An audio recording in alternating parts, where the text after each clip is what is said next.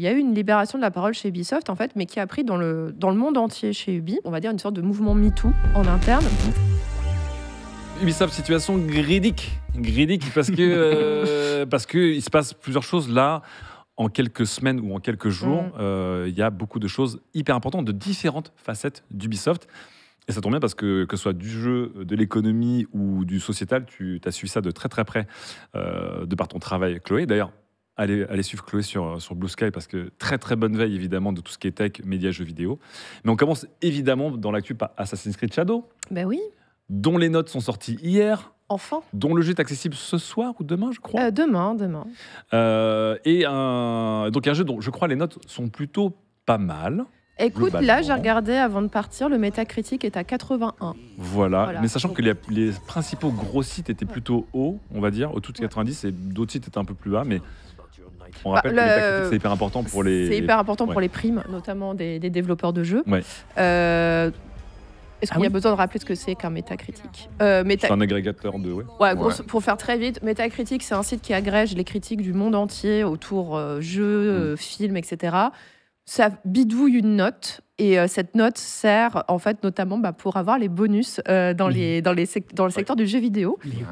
Si tu as la production sur laquelle tu as bossé, par exemple, dépasse un Métacritique de 85, youpi, tous les gens qui ont travaillé dessus vont avoir une prime.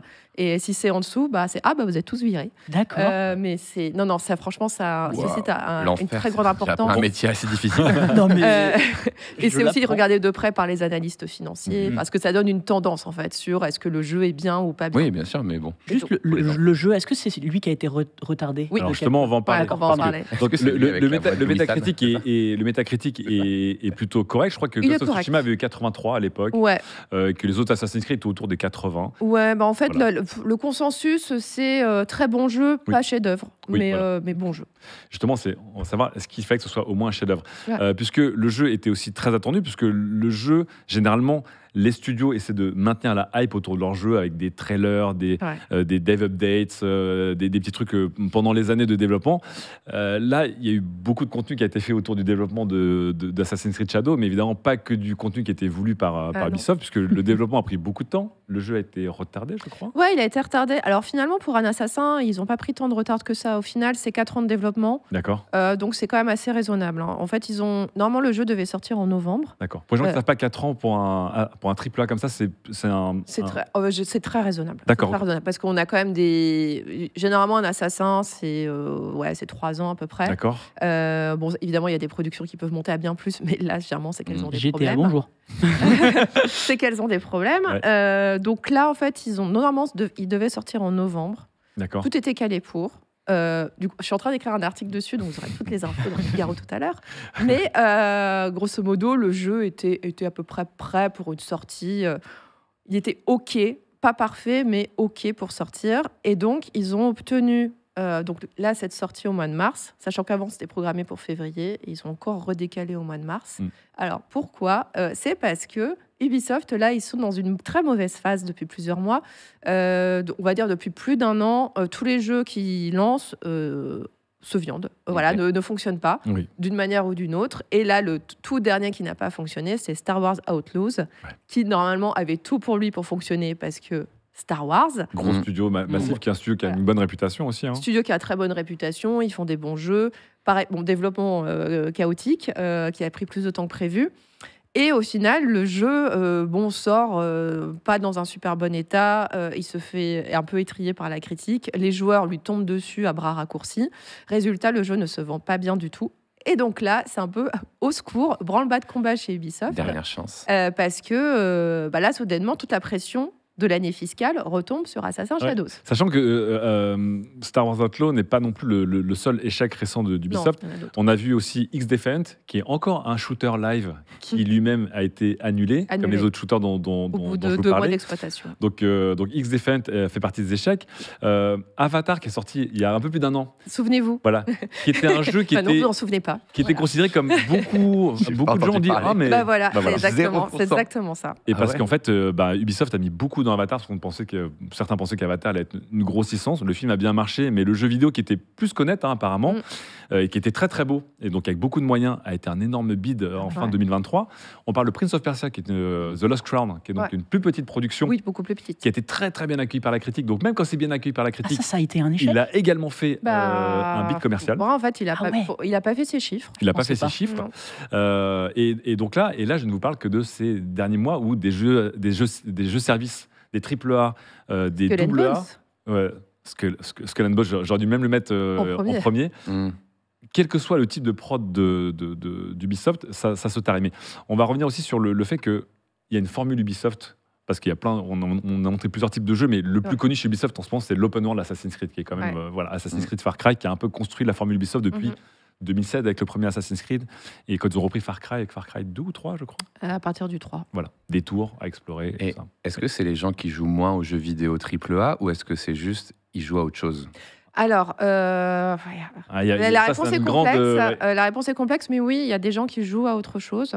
En fait, maintenant, le segment des joueurs de jeux vidéo est quand même devenu très large. Alors très large. En fait, ça dépend ce qu'on compte. Mais par contre, si on regarde vraiment que les gens qui jouent aux jeux consoles, en fait, ça n'a pas tant varié au fur et à mesure des années. C'est juste que c'est un public qui vieillit. Je pense qu'on est assez représentatif la mémoire. C'est un public qui a vieilli et qui du coup peut avoir d'autres aspirations. Et pendant ce temps-là, il y a la cohorte beaucoup plus jeune qui, elle, a été biberonnée à du Minecraft, puis à du Battle Royale, voire à des jeux Flash, voire en fait à des types de jeux totalement différents que sont les jeux consoles et les expériences. Et du coup, le triple A solo, c'est une certaine génération de joueurs. Et puis, comme c'est une population vieillissante, ils ont moins de temps à jouer aux jeux vidéo parce qu'ils ont une vie et tout ça, de famille peut-être. C'est un problème de jeux vidéo en général. Mais du coup, pour revenir un peu à tout ça, Chloé, avec tous ces échecs, et avant la sortie d'Assassin's Creed Shadow, dont on ne connaît pas évidemment encore les chiffres de vente, mais dont on connaît la note, il y a une grosse fragilité autour d'Ubisoft. On parlera après de l'Ubi-bashing, du désaveu, mais il y a une fragilité qui s'est créée autour d'Ubisoft ces dernières années. Entre chute de l'action, remise en question de la famille qui la dirige, plein de rumeurs de rachat, j'ai l'impression que c'est un running gag. Donc là, Ubisoft, c'est vraiment... Ils sont en fragilité totale, là? Alors là, ils sont dans une grande situation de fragilité, parce que, comme on l'a dit, les derniers jeux ne se vendent pas autant. Parce qu'il faut comprendre qu'en fait, le jeu vidéo, plus le temps passe, plus les productions sont longues, plus elles coûtent cher. Et comme elles coûtent cher, ça veut dire qu'il faut vendre beaucoup pour rentrer dans ces frais, et encore plus que beaucoup pour générer beaucoup de bénéfices. Donc, ce qui fait que en fait, la barre n'arrête pas de monter, de monter, de monter, de monter. Et ça, malheureusement, ça concerne tous les acteurs en ce moment de l'industrie. C'est que même si tu vends, par exemple, 5 millions d'exemplaires, c'est bien, mais c'est pas suffisant, en fait. Donc Ubisoft, ils sont touchés par ça, et sauf que eux, vraiment, ils sont vraiment sur une série noire de jeux qui ne prennent pas, ne fonctionnent pas. Donc ce qui fait que là, évidemment, leurs revenus ont beaucoup baissé. Leur cours de bourse a fait une belle dégringolade, donc il a été divisé par 2 depuis 2 ans, et par 7 si on revient depuis 2021, où ils étaient un peu à leur prime avec le Covid. Par 7. Par 7. T'imagines la montagne russe pour le... Voilà, pour les actionnaires. Voilà. Donc, c'est très compliqué. Et donc, c'est pour ça qu'il y a beaucoup d'espoirs qui sont placés dans Shadows, parce que donc, il doit, déjà sauver cette année fiscale, et aussi, en fait, redonner un peu d'air et d'oxygène à un Ubisoft qui, en plus, est endetté. Je savais pas. Endettés aussi? Ils sont endettés. Ils sont endettés, et en fait, là, nous avons notamment pas mal d'échéances qui vont tomber d'ici 2027. Donc il y a aussi cette question-là. Il y a les créanciers qui arrivent avec la dette de relance. Ils sont là, ça y est, on arrive au bout de la dette. Donc soit on refinance la dette, mais dans ce cas-là, il faut avoir des gens pour te redonner de l'argent. Soit il faut rembourser la dette. Est-ce que cette dette, elle vient de... Parce que tu as fait beaucoup d'articles dessus. Est-ce que ça vient de cette folie de l'emprunt avec le Covid, ou c'est un truc qui existait déjà? Ça, je ne saurais pas te répondre. Mais je pense que c'est une dette cumulée qui, là, était à 2,5 milliards d'euros. Comparé, par exemple, à Altice, donc l'opérateur télécom, c'est rien. C'est rien comme dette. Mais c'est beaucoup pour, évidemment, un groupe quand il a une trésorerie qui est quand même beaucoup plus basse que ça. Est-ce que c'était... Je ne suis pas sûr, mais est-ce que c'était Ubisoft qui avait eu une histoire avec... Ils arrêtaient le télétravail de leurs employés pour un petit peu les virer en douce. Alors ça c'est encore un élément. On va en parler juste après sur la crise interne de la culture Ubisoft. Bon, pour terminer aussi sur le côté un peu méta, global autour d'Ubisoft, on a vu qu'il y avait des mouvements aussi de la famille Guillemot pour essayer de peut-être garder les rênes coûte que coûte, avec l'aide de Tencent qui pourrait être à la fois leur plus gros allié, leur plus gros prédateur. Tencent, on parle donc du géant chinois des services et des jeux vidéo. J'ai vu des rumeurs de rachat aussi par des constructeurs ou d'autres plus gros éditeurs. Est-ce que c'est un peu j'ai l'impression qu'ils sont sous menace de tout le monde, à portée de tir de tout le monde. Alors, ce qui se passe, c'est que là, en ce moment, donc, la famille Guillemot, donc, c'est la famille qui a créé et qui possède Ubisoft, ils sont en train donc, officiellement d'étudier les options avec banquiers, conseils, avocats, etc., pour voir quelle serait la meilleure manière de manœuvrer le futur d'Ubisoft. À partir de ça, en fait, il y a plein de scénarios qui sont sur la table et qui sont un peu sortis dans la presse économique. Donc évidemment, le meilleur scénario pour eux, c'est que la machine se remet en route, l'argent recoule à flot, rien ne change. Voilà, Ubisoft reste tel qu'il est aujourd'hui. Les autres scénarios, c'est donc il y en a un qui a été on sort Ubisoft de la bourse parce que Ubisoft est coté et en ce moment ça va très très mal. Quand on veut sortir de la bourse une entreprise, ça veut dire qu'il faut racheter les actions. Donc il faut faire une offre de rachat. Et donc Ubisoft tout seul peut pas, donc il cherche des alliés. Donc un des alliés possibles, ce serait Tencent, donc qui est déjà assez haut dans le capital. Et juste très rapidement, c'est quoi, pour les gens qui ne s'y connaissent pas comme moi trop en stratégie financière, c'est quoi l'intérêt de ressortir de la bourse ? Déjà, en fait, tu te sors de la pression trimestrielle de dire, les gars, votre chiffre d'affaires, est-ce qu'il continue de monter, Quand on est en entreprise publique, tous les 3 mois, c'est le stress. Tous les 3 mois, c'est le stress. Il faut sortir des chiffres qui doivent toujours être en hausse. Et le secteur du jeu vidéo est quand même assez particulier. Donc déjà, en fait, ça t'enlève un peu cette pression de sortir de la bourse. Et en plus, tu redeviens un peu opaque, en quelque sorte. Donc, tu fais un peu ce que tu veux. Un autre scénario qui est sur la table, c'est ce qu'on appelle faire une scission d'Ubisoft. Donc, c'est-à-dire, là, il y a une hypothèse comme quoi ils pourraient créer une autre société qui pourrait être cotée ailleurs ou en France, on ne sait pas trop, dans laquelle ils mettraient les licences les plus fortes d'Ubisoft, donc Assassin's Creed, Far Cry, etc. Et dans laquelle ils feraient rentrer aussi d'autres actionnaires. Donc, en gros, ce serait une sorte de package de la valeur des licences d'Ubisoft. Le bordel. En bourse. Mais qu'est-ce qui se passe pour les gens qui avaient des actions dans Ubisoft ? C'est pas cool pour eux. Parce que j'allais me dire, il y a forcément quelqu'un qui va perdre quelque part. C'est pas Ils partent en canot de sauvetage. Voilà, c'est pas cool pour eux. Et aussi, donc, ça veut dire qu'il y a aussi l'autre hypothèse on garde les licences les plus fortes d'Ubisoft et le reste, on s'en débarrasse. Et donc, c'est là que l'hypothèse Microsoft Electronic Arts est arrivée. D'accord, ok. Comme quoi, ils auraient peut-être, ça on n'est pas sûr, mais ils auraient peut-être regardé le catalogue en disant ouais, ça à la limite, cette licence-là, ça m'intéresserait bien de la reprendre. C'est comme sur tes petites plateformes c'est de la vente rachat, à la découpe. Tu poses ton alerte, S'il y a 2-3 tags qui montent à un prix suffisant, je reçois une petite alerte, quoi. Voilà, donc, mais pour le moment, franchement, côté journaliste, c'est l'opacité la plus totale. On ne sait pas ce qui se passe. Mais c'est très, très compliqué. Alors, j'ai peut-être une question très bête, mais Just Dance dans tout ça, est-ce que moi, je pensais qu'il y avait un petit côté poule aux œufs d'or à un moment qui avait fait ça ne l'est plus. Ça ne l'est plus. Ça ne l'est plus. C'est fini. C'était très rentable. Les gens ne dansent plus.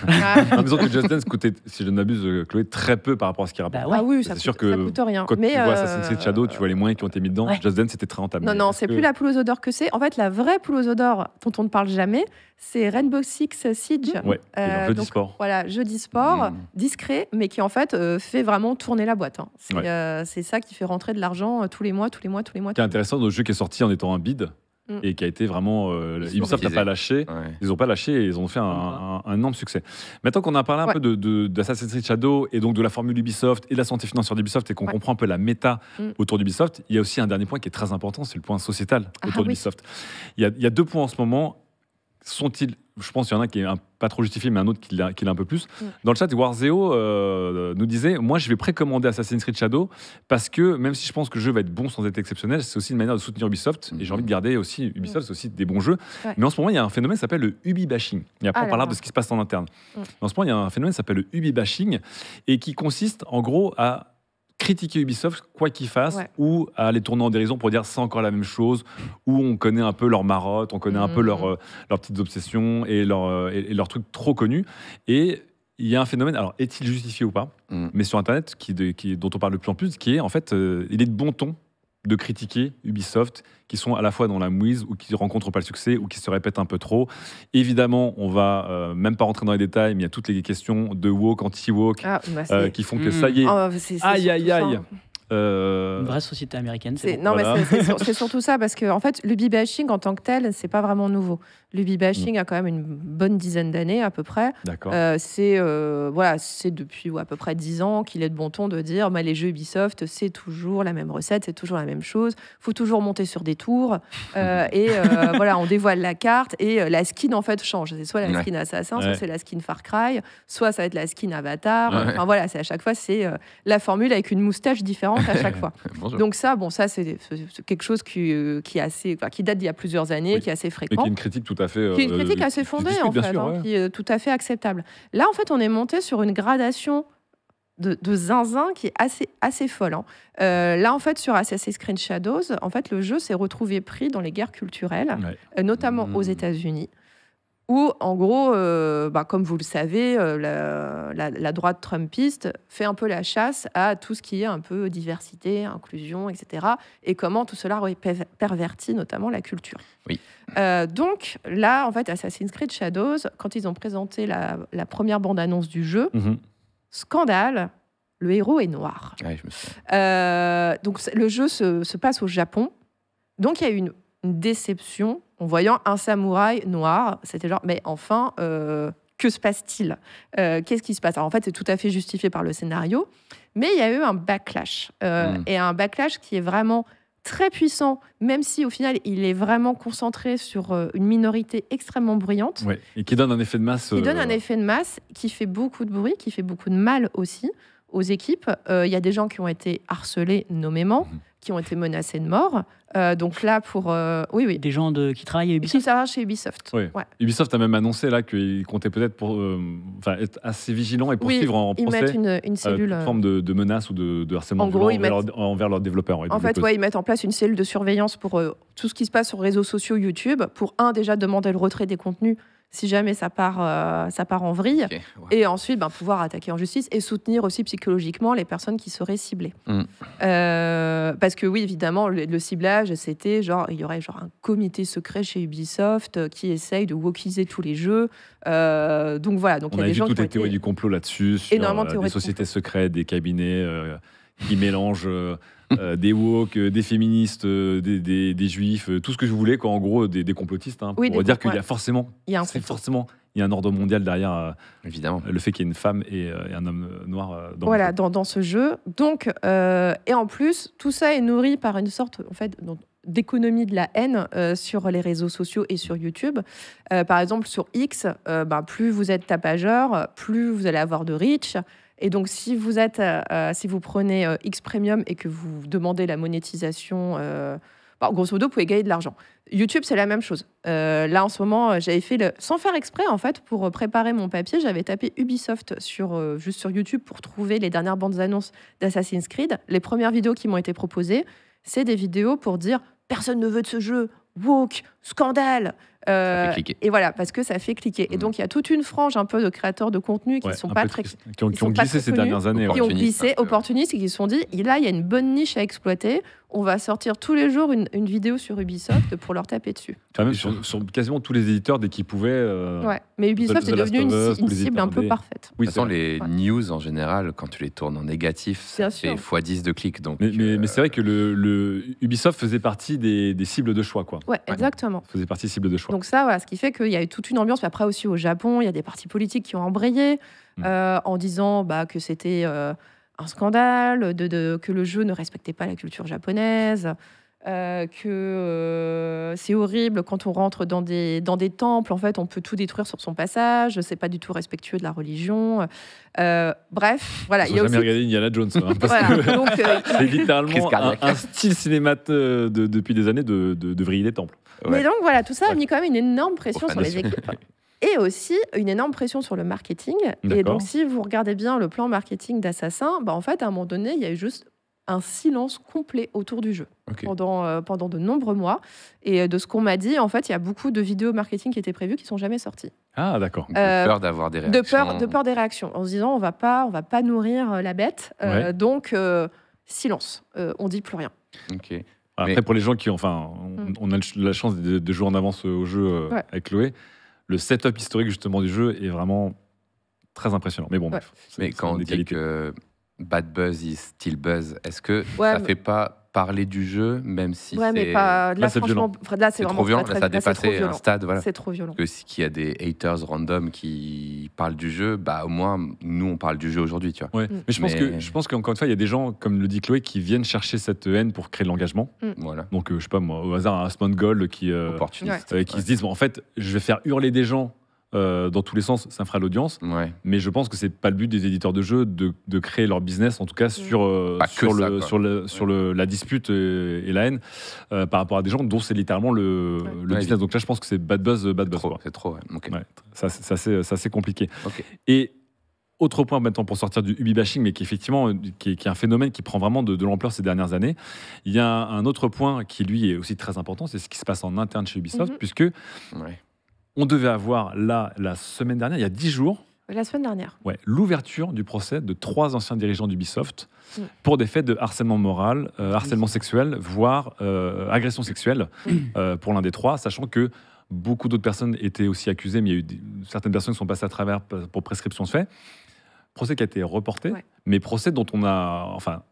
Qui est lié aussi à des libérations de parole et des enquêtes qui ont eu lieu dans divers médias, notamment Gamecult et Libération. C'était Libération et Numérama qui étaient et Numérama, aussi, bien sûr. En lead sur ce sujet. Et c'est vrai que ça, c'est quelque chose qui est très très important encore dans la réalité d'Ubisoft actuellement, c'est que là, il y a une révolution ou pas en interne.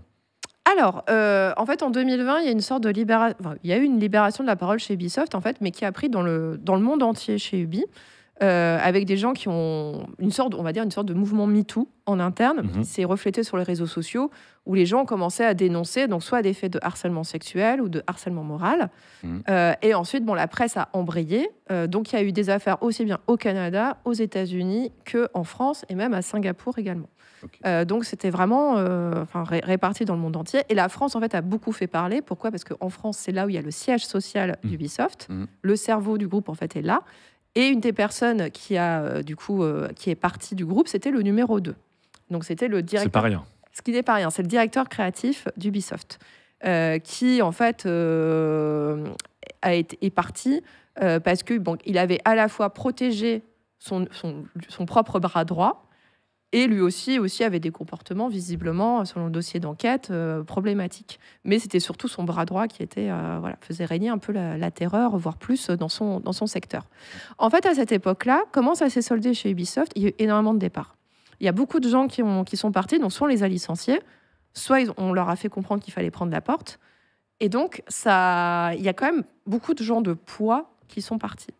Et ça, mine de rien, je pense qu'on sent encore les effets de ces départs, parce que ça a un peu fait chanceler l'équilibre de cette boîte. Parce que déjà, le temps de retrouver des gens qui puissent prendre la suite, aussi le temps de se dire, en fait, qu'est-ce qu'on veut maintenant comme leadership ? Est-ce qu'on continue à avoir un leader, des gens, on promeut des gens qui ont des grosses personnalités très fortes, quitte à ce qu'ils malmènent leurs équipes, ou alors est-ce qu'on va plutôt chercher, malmène, je mets des guillemets, ou alors est-ce qu'on va chercher plutôt un leadership très différent, beaucoup plus consensuel, mais qui au final, en fait, on ne prend pas de décision et tout est un peu mou. Et ça, c'est quelque chose qui visiblement se ressent encore beaucoup en interne. Et ça, c'est pour les discussions que j'ai pu avoir avec des gens qui travaillent chez Ubisoft, la question de quelles sont les conséquences concrètes de tout ça. On sent que ça reste quand même un poids qui est assez important pour ce groupe et que tous les jeux en fait qui sortiront avec la nouvelle direction qui a été mise en place depuis quelques années, on ne les verra pas tout de suite. Il y a des grosses inerties. Tu me parles de plusieurs années de développement pour certains jeux. Il y a certains jeux, en fait, on ne les verra pas avant l'année prochaine, voire dans 2 ans, qui sont nés de ce nouvel Ubisoft. Là, en fait, en ce moment, ce qu'on voit, c'est le reliquat de cette période-là. D'accord. Oui, avec le... Avec le décalage, sachant que donc il y a 3 personnes dont le procès va être reporté en juin. Au mois de juin, sachant qu'il y a beaucoup d'autres personnes qui étaient accusées mais qui ne seront pas jugées. Et si je ne m'abuse, je crois qu'Ubisoft n'était pas représenté en tout cas à ce procès. Non, parce qu'en fait, l'enquête a écarté Ubisoft en tant que personne morale de ce procès. Donc c'est contesté. En gros, c'est quelle est la responsabilité de l'employeur. Est-ce que le harcèlement est systémique chez Ubisoft et quelle est la responsabilité des ressources humaines, de l'organisation de la boîte. Ça, en fait, l'accusation avait demandé ça, les victimes avaient demandé ça, et ça a été écarté par le juge en disant non, on va juger que les personnes. D'accord. En gros, on va juger les personnes et pas le système. Indépendamment de l'entreprise. Ouais. Et donc ça joue évidemment sur, même si le plus important, ce sont évidemment les victimes de ces comportements, mais dans notre sujet avec Chloé, ça joue encore une fois sur ces facettes, ces instants critiques qui se jouent toutes au même moment pour Ubisoft sur cette sortie de jeu.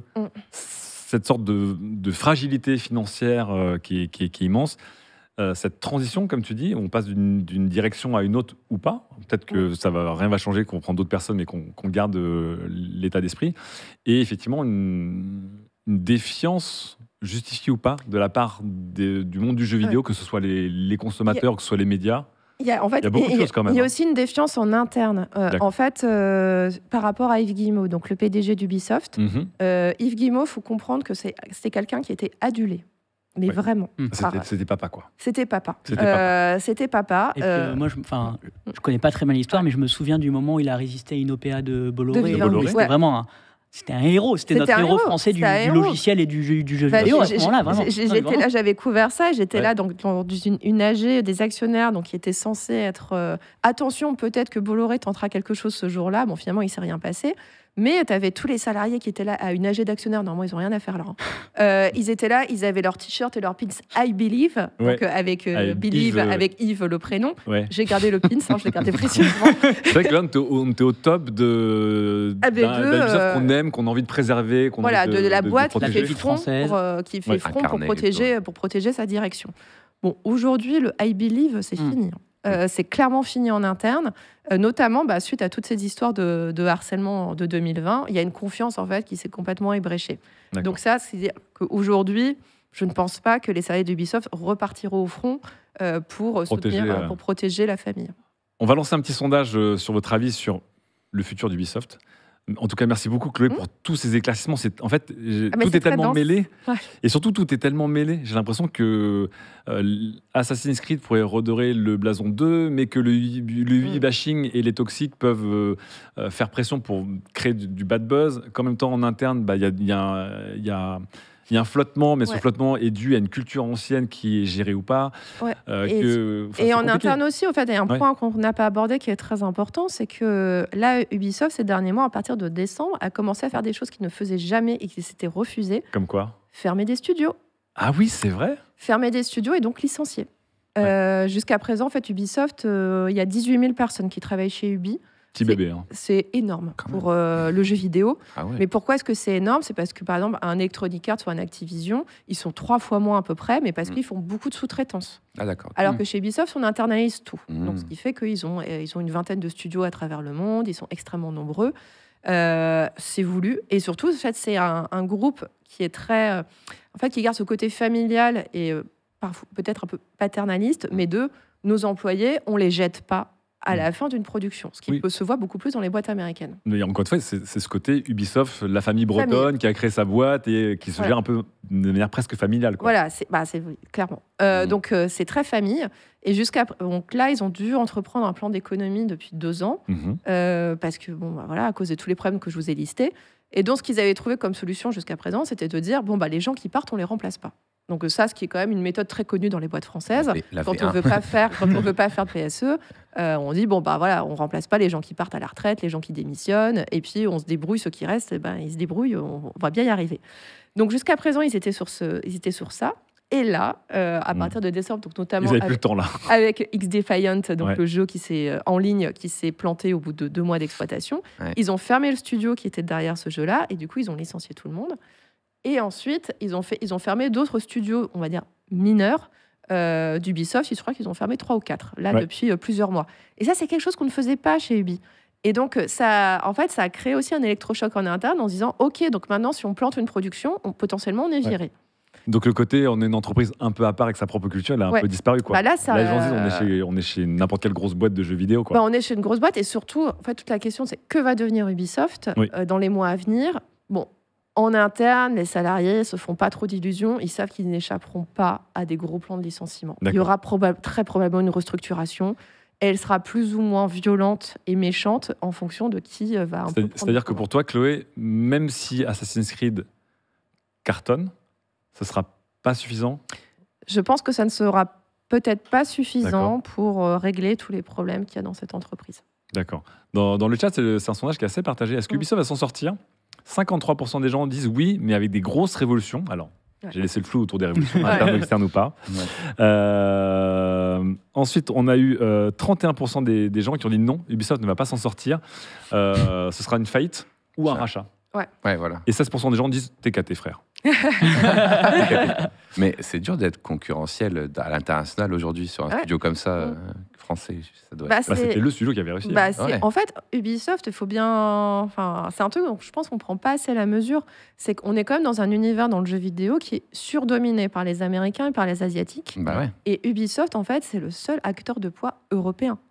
C'est le seul. Enfin, avec CD Projekt. Mais CD Projekt a quand même une ampleur différente. Oui. Ils sont... En fait, au final, ils n'ont que 2 licences. Et puis ils sortent les jeux un par un. Un par un, c'est pas du tout... Là, on parle quand même d'une multinationale qui sort plein de jeux par an, qui est extrêmement puissante et qui se mesure au mastodonte international du jeu vidéo. Donc en face, c'est du Electronic Arts, c'est du Activision. C'est une très belle réussite. Et ma question, c'est est-ce que c'est encore possible aujourd'hui, en étant made in Europe plus ou moins, d'être concurrentiel, quoi ? Est-ce que c'est encore possible de tenir ? Je suis pas sûre que ce soit l'identité européenne qui fasse que Ubisoft... Parce qu'au final, le siège est à Paris, mais après, quand même, le gros du développement... Enfin, en tout cas, les plus gros développements, ils sont plutôt au Canada. C'est une boîte très internationale. Donc, je pense pas que ce soit l'Europe qui joue. Non, je pense pas qu'il souffre de ça. C'est plutôt l'idée que c'est une des rares entreprises françaises. Vous connaissez bien l'univers des startups où souvent il y a le phénomène français on fait des belles startups, mais quand il faut aller conquérir le monde ou les États-Unis, on se casse la gueule parce qu'il y a un côté trop français. Et effectivement, Ubisoft est une des boîtes qui a réussi à se globaliser en interne comme en externe. C'est une grosse réussite. Est-ce que vous avez une petite culture Ubi, des jeux Ubi ou pas du tout par rapport à tout ça Moi, j'ai plus une culture Ubi, mais pas. Je joue assez peu aux jeux vidéo, mais plus de l'industrie du jeu vidéo. J'ai pas mal d'amis. J'ai quelques amis qui bossent à Ubi, donc ça m'intéresse vachement. Et en vrai, ça m'attriste un peu. Alors, il y a toujours eu beaucoup de hauts et beaucoup de bas. J'ai l'impression chez Ubisoft. Mais là, on a vraiment l'impression que le timing est dur quand même. C'est un peu tout en même temps. C'est un peu soit on perd tout. Soit même, j'ai essayé de me dire, mais si c'est un carton, c'est bon, ça, soit on perd tout, soit ça on cartonne. Mais même ça, j'ai l'impression que c'est pas gagné. La Claude nous explique bien qu'on est passé à quelque chose qui dépasse même le statut d'un jeu superstar, qui peut évidemment aider, mais qui fera pas tout. Il ne sauvera pas lui tout seul la boîte. Il peut beaucoup aider. Clairement. Et s'il marche pas, alors là, il peut vraiment encore plus enfoncer Ubisoft. Mais pour les talents qu'il y a derrière, parce que ça reste des entreprises... en fait, c'est 18 000 personnes, mais c'est très créatif. C'est aussi pour ça que c'est dur comme business. C'est que c'est entre guillemets facile de rater un jeu. Et tout ce qu'on disait, tous les dramas, etc. Moi, je pensais à toutes les personnes qui juste ont bossé sur le jeu, voir que juste c'est des histoires de tweets, de bandes-annonces qui va pas, de woke, etc. C'est un peu déprimant. Les développeurs et les développeuses, ils prennent vraiment très très cher en termes de harcèlement. Tu as dosé un peu de jeux Ubi ou tu vois, quand on parle un peu de cette culture Ubi, de cette recette Ubisoft, de Ubi bashing ou... Moi, je suis un joueur très occasionnel, mais plutôt des grosses licences Nintendo, tu vois. Genre tous les 2 ans, je fais un petit peu de Switch ou quoi, mais j'ai pas vraiment de culture Ubisoft, mais je connaissais tout ça, les tours, les grosses licences, etc. Je connaissais un peu l'histoire du studio, et du coup, j'en ai parlé tout à l'heure, mais je fais aussi des news avec d'autres streamers tous les mercredis. On avait parlé une fois, je crois que c'était Ubisoft, avec cette fin du télétravail. C'est la dernière fois que j'ai entendu parler d'eux. Et ça m'avait attristé parce que du coup, ils avaient un petit peu... C'était un peu un licenciement déguisé en mode c'est le coup de pression. C'est le coup de pression qu'ils mettent aussi. L'histoire, c'est qu'ils avaient autorisé des employés à aller bosser de chez eux. Par exemple, le mec était à Paris, il allait bosser en Bretagne. Tout le monde avait déménagé avec en province. Le Covid. Et c'était OK, la RH, tout le monde a dit c'était OK, vous pouvez tout déménager et tout. Donc ils ont bougé leur famille, tout machin. Et ils ont fait c'est fini. Donc soit vous démissionnez, soit vous revenez à Paris. C'était un petit peu le faux dilemme. Je pense qu'il y a des problèmes de contrat. Parce que si tu fais le truc dans les clous, tu signes un contrat comme quoi tu as le droit d'être... J'avais vu la manifestation du coup à ce moment-là. Visiblement, en fait, non, c'était pas des... Au niveau contrat, c'était possible de revenir en arrière. D'accord. Mais en fait, ouais, éthiquement, c'était un peu genre Parce qu'en gros, là, ce qu'ils disent, leur plan, c'est de faire revenir de n'autoriser plus que 3 jours de télétravail par semaine, si je me souviens bien. Donc, grosso modo, mettre fin au full TT. Full télétravail, c'est fini. Mais là, c'est quelque chose dont on parle dans la tech en général, où il y a eu un petit coup de sifflet de beaucoup de patrons de la tech qui ont dit. C'est fini le Covid, on veut le retour. Là, je parle des 60 heures demandées par Sergey Brin, le retour chez Microsoft aussi, le retour chez Amazon. Mais en France, en France. Mais oui, mais c'est surtout ceux qui ont déménagé. Et on leur a dit go, il n'y a pas de souci, tu peux complètement déménager, on te donne le go.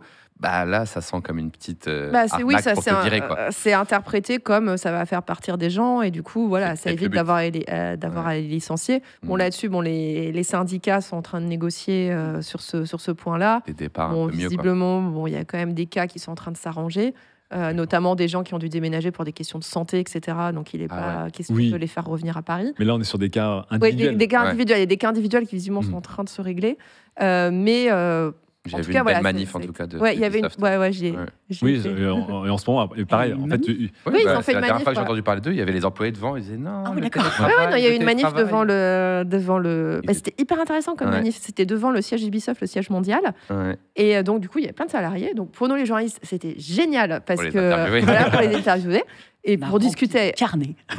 Clairement, ouais. Ah oui, mais par rapport, comme tu dis, à la fameuse, souvent l'opacité des directions. Mais là, c'était génial. Et en fait, c'était bien de discuter avec eux parce que tu te rendais compte que, certes, il y avait le télétravail, mais en fait, il n'y avait pas que ça. Ils en avaient gros sur la patate pour plein d'autres. Il y avait stagnation des salaires par rapport à l'inflation, il y a eu plein de trucs, conditions de travail. Énormément de choses. Mais c'est intéressant. Bon. On souhaite bonne chance à Assassin's Creed Shadow. Mais ouais. Quand même, qui a récupéré des bonnes notes. Toi, Lame, tu joues aux Ubisoft ? Non, justement parce que je fais partie des gens qui, comme j'avais pas trop accroché la formule Assassin's Creed Shadow, je me suis dit, je viens de rentrer dans... là, on a quasiment 20 ans d'Assassin's Creed, en fait. Donc, une grosse partie des prods Ubisoft ne m'intéresse pas spécialement parce que les open world un peu guidés avec des points d'intérêt, des tours, etc., qui est une formule qui, encore une fois, marche très bien, parce que là, on dit ça marche pas, mais Assassin's Creed, ils en ont vendu des dizaines et des dizaines de millions. Le dernier Valhalla, c'est un peu la sécurité, quoi. Tu sais que ça marche. Les The Division, les Far Cry, ce sont quand même des jeux qui se vendent très très bien. C'est juste que les gens disent, mince, ça bat plus des records, mais c'est des trucs solides. Et moi, j'ai plus ambiance Rayman, Prince of Persia The Lost Crown, peut-être les petites prods d'Ubisoft que du coup... Ubisoft et Rayman. Ouais, Rayman, moi je vois Rayman. Exceptionnel. Mais ça sort sur quelle plateforme maintenant, les gros jeux comme ça ? Console et PC. Tout sur les PC. Sauf Nintendo, ils le font jamais, c'est trop... Si. Justement, Ubisoft a été... ils font des portages. Un des seuls studios au monde à faire un jeu Mario en licence officielle Nintendo. Ah ouais ? Un jeu Mario. Lequel ? Mario et les lapins crétins, le Tactical. J'y ai joué. Qui est un très très bon jeu. J'y ai joué, il était cool. Et qui était même un couronnement pour Ubisoft parce qu'aucun autre éditeur hors Nintendo avait eu droit à toucher à la licence. Mario. Donc c'était un truc. J'ai fait celui-là, c'est vrai qu'il était hyper original. Cool. Merci beaucoup les numériques pour le raid et merci beaucoup à vous, c'est adorable. Merci aussi pour les subs et les abonnements et les follow. Vous faites très plaisir pour soutenir l'émission. Et merci beaucoup Chloé pour cet éclairage.